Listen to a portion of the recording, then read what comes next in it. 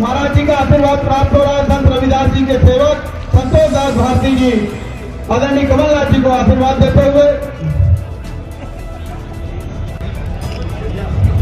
सर्वप्रथम मैं स्वागत वंदन अभिनंदन है हमारे सभी ब्लॉक अध्यक्ष। इस बार युवाओं की जबरदस्त भूमिका इस नगर निकाय चुनाव में रहेगी और वरिष्ठ नेता तो भी और सारे वरिष्ठ नेता इस बात से सहमत हैं कि जब तक युवाओं को आप मौका नहीं देंगे, उनको प्रतिनिधित्व देंगे, तब तक कांग्रेस पार्टी का भविष्य सुनिश्चित नहीं होगा। और इसलिए इस बार आप देखेंगे कि इस बार ज्यादा से ज्यादा युवाओं को अपने हक के लिए प्रतिनिधित्व करने का मौका दिया जाएगा और वो कहीं ना कहीं कांग्रेस की भविष्य की एक मजबूत नींव बनकर उभरेंगे। विरोधी सरकार है, कांग्रेस संगठित है, आदिवासी हरिजन विरोधी सरकार है, कांग्रेस संगठन अभी पूरी तरह से संगठित है और आने वाले चुनाव में हम अपनी ताकत आपको चुनाव के नतीजों के माध्यम से दिखाएंगे। कांग्रेस पार्टी पूरे प्रदेश में निकाय चुनाव को लेकर पूरी तैयारी में है। भारतीय जनता पार्टी जरूर टालने की कोशिश कर रही है, सरकार चाहती नहीं चुनाव हो। आज संत रविदास जी की जयंती है, उसके लिए भी बहुत बहुत बधाई, बहुत बहुत शुभकामनाएं। संत रविदास जी हमेशा कर्म पे विश्वास किए, उन्होंने हमेशा कहा था मन चंगा तो कठौती में गंगा, और उनके बहुत सारे स्मरण हैं। तो ऐसे व्यक्ति की आज जयंती भी है और हम सब यही संकल्प लेंगे और ले रहे हैं कि जो संत रविदास जी ने मार्गदर्शन दिया था, कर्म पे जो विश्वास किया था, उन्होंने अपने कर्म को प्राथमिकता देते हुए कभी भी अपने मार्ग से अडिग नहीं हुए और भले वे रैदास समाज में जन्म लिए थे, पर आज वो पूरे समाज के पूज्य संत कहलाए।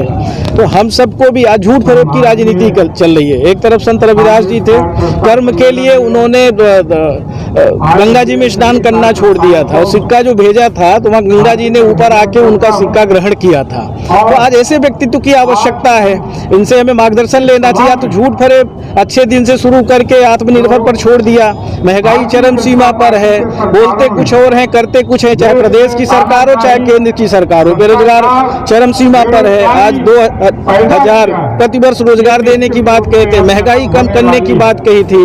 किसी भी महीने में केंद्र की सरकार, मध्य प्रदेश की भाजपा सरकार सफल नहीं रही है, किसानों को बर्बाद करने पे तुली हुई है। आज जितनी भी हमारी सरकारी कंपनियां हैं उनको सबको बेचने पे तुले हुए हैं। तो किस तरह की ये राजनीति कर रहे हैं, देश को कहां ले जाना चाहते हैं। आपने देखा होगा कि जो गुजरात में स्टेडियम सरदार पटेल जी के नाम से बना हुआ था, जीते जी अपने नाम मोदी जी ने करा लो। उनको मालूम है कि मरने के बाद हमारा कोई नाम नहीं लेगा, तो अपने जीते जी करा लो, पर चिंता नहीं करो, जब भी सरकार बदलेगी ये नाम फिर वही रहेगा, क्योंकि सरदार पटेल जी थे। मोदी जी अपने आप की तुलना उनसे नहीं करे। विनीत शर्मा जी यहाँ आए थे, एक सवाल पूछा कि महंगाई, उन्होंने कहा कोई महंगाई नहीं है, आप जाकर आम जनता से पूछ सकते हैं कितनी सच्चाई। अब आप खुद भी जो है ना इस महंगाई से पीड़ित हैं, चाहे आप भले पत्रकार साथी है, पर आपके घर में गृहणियां हैं, आपको मालूम है गैस सिलेंडर 800 रुपए हो गया, 100 रुपए पेट्रोल हो गया, डीजल 90 रुपए हो गया। इसकी वजह से आज सभी वस्तुएं महंगी हो गई। अब उनके पास तो दूसरे तरह का धन आ रहा है, तो उनको महंगाई अभी समझ में नहीं आएगी। महंगाई आम जनता महसूस कर रही है। आज क्या स्थिति है, तो ये भाजपा के नेता इसी तरह से, क्योंकि मोदी जी ने कह दिया कि अब महंगाई कोई विषय नहीं है। यूपीए की जब सरकार थी तो यही स्मृति ईरानी नाचती हुई नजर आती थी। सुषमा स्वराज जी या दुनिया में नहीं है, वो गैस सिलेंडर लेके वो भी नाचती थी।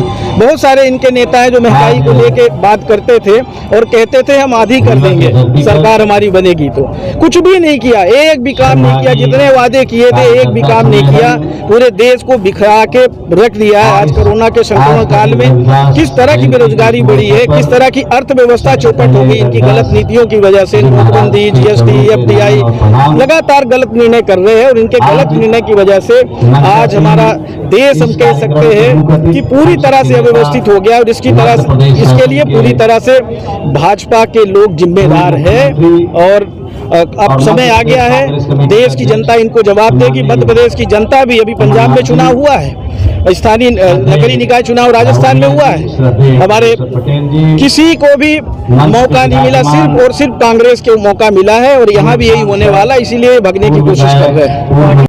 देखिए उनने क्या विरोध किया मुझे नहीं मालूम है, तो पूज्य महात्मा गांधी जी की विचारधारा उनकी विचारधारा जोड़ने की थी। उनकी विचारधारा अगर उनको कोई थप्पड़ भी मारता था उसको उनकी तरफ दूसरा गाल कर देते थे। तो महात्मा गांधी जी की विचारधारा से अगर कोई प्रेरित होता है, जुड़ता है, तो उसका अभिनंदन है। और ऐसे लोगों की, बिल्कुल गोडसे जैसे लोगों की विचारधारा के लोग हमारे देश में नहीं हो, वही अच्छा है। तो हमारे देश में कोई अगर भटक भी गया था और अपनी गलती को सुधार करता है तो उसका सम्मान करना चाहिए हमको। इसमें राजनीति करने की आवश्यकता नहीं है।